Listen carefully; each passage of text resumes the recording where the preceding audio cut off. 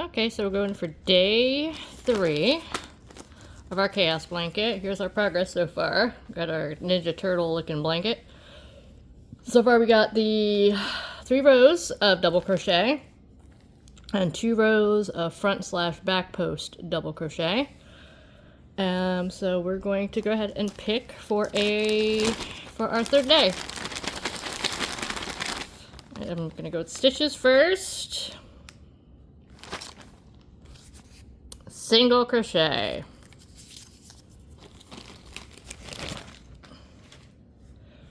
Alright, so we're going to do single crochet. Let's see what color we end up with.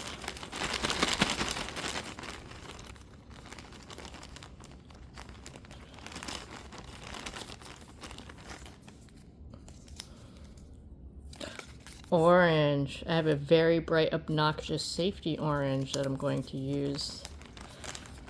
Okay, so we got single crochet in orange. 1 row. I can do 1 row of single crochet. Alright, let me go grab my yarn and I will be right back.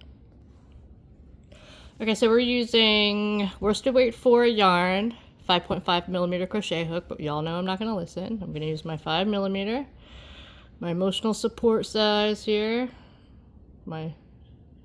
and this one is literally called Saftey Orange. It's by Loops and Threads, and I actually used it to make a traffic cone. Yes, a crocheted traffic cone, because I made a stuffy of Neil the Seal, who is literally my favorite thing right now. He is chaos in seal form, and just completely ungovernable. I love Neil the Seal. So I made a huge one, and he's hugging a traffic cone, which if you know anything, if you look him up, look up Neil the Seal, look at some of the videos, it's like his emotional support object is the traffic cones. So, alright, so I'm starting off with my slip knot. So when we do single crochets, rather than chain 2, we're going to chain 1, because a single crochet is a lot shorter than a double crochet. It's in the name, it's a single crochet. So I have a slip stitch, I've chained up 1, and we're going to do double crochet. Double crochet is very easy. We're not going to yarn over the way we did with a double crochet. We're just going to go straight into the stitch. So that first stitch right here, you're going to go straight in. Now we're going to yarn over. We're going to grab our yarn with our hook, pull it through. You're going to have 2 loops on your hook. Yarn over and pull through. And that's your single crochet. It's that easy. I'm going to start hiding these loose ends here. Some people will sew them in later. I hate sewing in the ends. I don't like anything that's tedious or time consuming, at least in my opinion. So I'm just going to crochet over them. Since they're basically the same color, it's not going to be too big of a deal. It'll be pretty simple. So I'm just gonna stick the crochet hook into the stitch, grab my yarn, pull it up through. I have 2 loops on my hook, and you can see that these tails are kind of getting scooped up a little bit. And I'm going to yarn over and pull through both the loops on my hook. And as I go, I'll just kind of tighten this up a little bit, tighten that up, and it'll be hidden within the blanket. Oh, I almost yarned over because I'm so used to doing double crochet now. Alright, put it in. The other thing you could do, and I see a lot of people who do like the stuffies, the amigurumi, or amigurumi, however you want to pronounce it, instead of yarning over like this, they will yarn under and pull it through, which for me requires a little bit of thinking because I don't have the muscle memory for it, you know? So like, they don't do this, they do this. And from what I've been told, apparently it's supposed to make a tighter stitch. And that's better for their... Oh, see, I'm doing it again. It's better for like when you make stuffies because you're putting, you know, polyfill and stuffing inside of them, and it helps to like make a tighter stitch or a boxier stitch. I've heard some people say. I've tried it a couple times. I don't really notice a huge difference, but I also I have a tendency to have a very tight tension when I crochet, and that can definitely affect how tight or loose the stitch is, and even sometimes like the length of whatever you're making or the size of whatever you're making. It can make it bigger or smaller depending on how tight you hold the yarn and how tight you stitch. So yeah, yeah, a lot of orange going on. At least this one's more like a yellow orange, and this one's like a burnt orange, like a red orange. So there's that. I'm doing overnight. This is my very last overnight at this household. I did 5 days worth of overnights over here for their dog while they're away on vacation. He's a pretty good boy. He really is. He's a good boy. So it wasn't super hard, but I do have a ton of trouble sleeping when I'm not in my own bed and I'm not in my own environment. And so after 5 days of doing overnights and averaging maybe like 4 hours of sleep a night, I'm really friggin' exhausted. But after tonight, I actually have Friday to Sunday 24-hour overnight care for another dog client. And so I'll be doing overnights over there. And I've, worked for both of these clients before. So, I'm comfortable with their dogs, I'm comfortable in the house. The dogs that I'm working with tomorrow, there's 2 of them, 2 cute little corgi boys. They have, a lot, like a pretty strict medication and dietary regime, which is why the person needs 24-hour care for them. I was supposed to do the extended school year program with the township that I work for, because I work for the school district. And, school year's ended, so I was going to do the July extended school year program. It's like 16 days worth of work, so it's not a ton, but, it's just a continuation. And I was really kind of excited about it because it was with a special ed preschool, and my neighbor's son was going to be in the class, and I was all geared up to, kind of be his unofficial one-to-one, and he's such a sweet little guy. I was really looking forward to working with him. And the other thing I was like kind of happy about is I was going to bring my son. That's something on my leg, sorry. I was going to bring my son with me. He's 5, because I didn't really have any summer camps or anything lined up for him. They're very, very expensive. It would have been it's like $400 some odd for my daughter to go to daycare, and then it would have been an additional like $480, so like over $900 a week for him to join her at the summer camp. So, I mean, I can barely pay the, $480 a week for my daughter, let alone over $920 a week for both of them to go. And it literally would have left me with like no money. Like it wouldn't have really even been worth it. So, I was talking to a couple of the teachers, one of the receptionists, and they all were like, oh yeah, it's no big deal. The teachers bring their kids all the time. You can just bring them with you, have them hang out in the classroom. And like one of the teachers was like, yeah, my daughter's coming with me this year too, yada, yada, yada. So I went there July 1st for the setup and the meeting. And then, the following week I worked Monday, Tuesday, and I think Wednesday. I think I worked 3 days. And then one of the directors of the program pulled me aside, and she's like, hey, did you get board approval for your son to be in the classroom with you? Do you have permission for him to be here? And I'm like kind of looking at her like, okay, well, you're the director, so like, do I have your permission to have him here? And she was like, he needs to be board approved to be in the classroom. It's a liability thing, yada, yada, yada. And I was, I'm so sorry. I had no idea. I got some misinformation.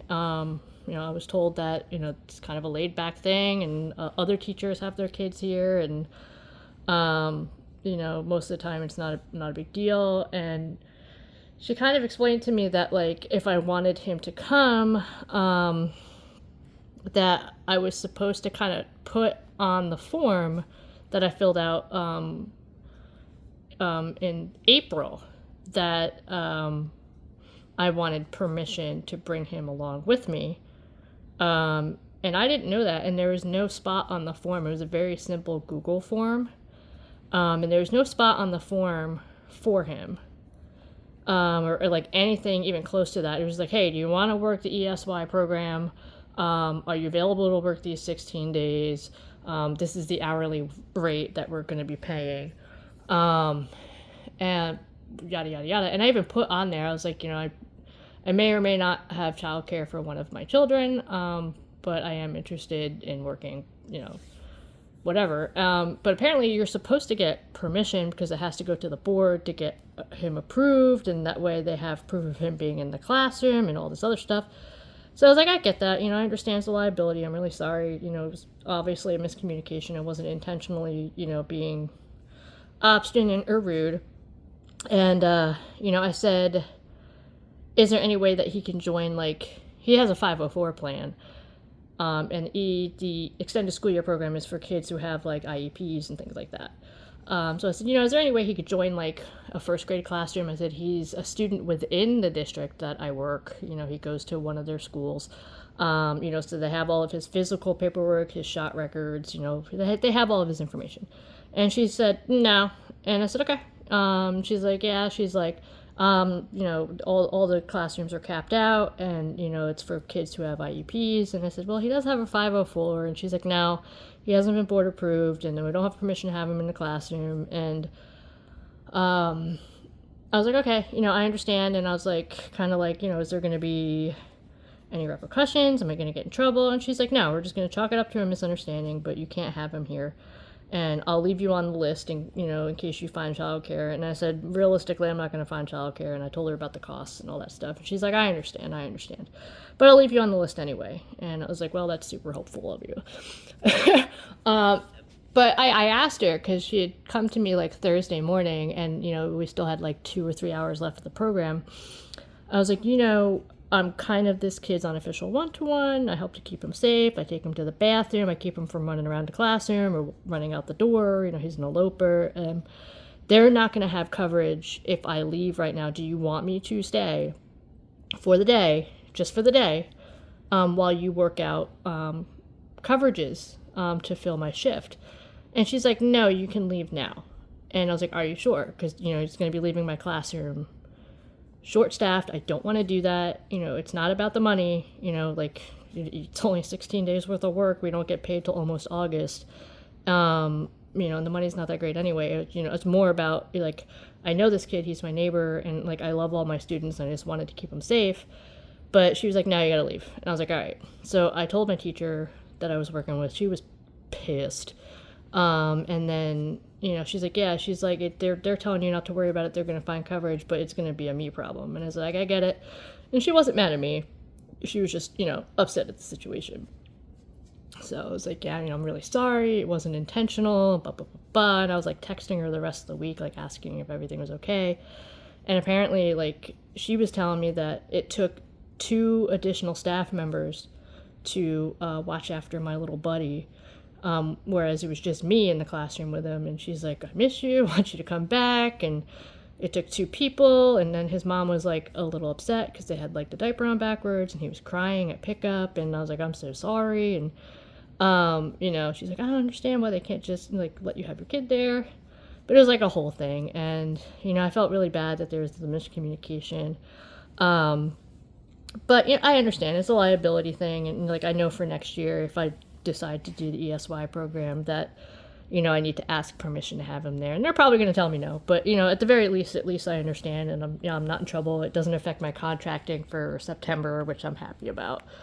But like I said, with working overnights and doing a 24-hour care, basically I'm working, it's 12-hour shifts. So I worked 60 hours this week, and then it'll be an additional 60 or 72 hours, I guess.